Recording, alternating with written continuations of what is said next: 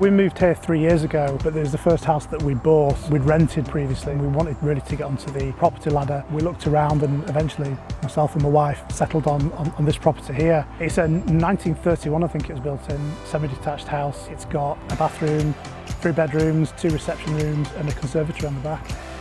We had some damp issues in our son's room, which is the front corner room of the house. Kind of black mould spots on the wall, wallpaper coming away from the wall. And obviously for a 3-4-year-old, not really very nice for him, and also doesn't help towards chest infections, that kind of thing.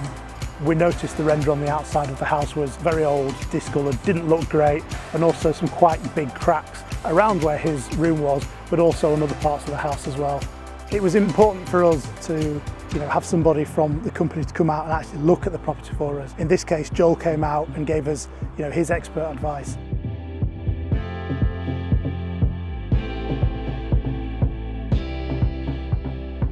We had on the house, I think, a sand and cement render at the time, the one that was cracking, getting pretty old. It was Joel that suggested that we used a render on a house, which is I think a silicone-based render, which kind of expands and contracts with the heat. It's waterproof and also gives it the nice kind of pebbled look from the outside, the coarse matte look to it.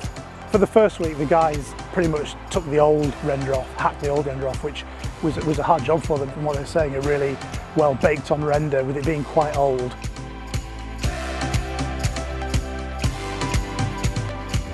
Once all that was off, it was all layered with kind of like a webbing and plastered. And once that was done around the house, it was then the top coat of the render that went on.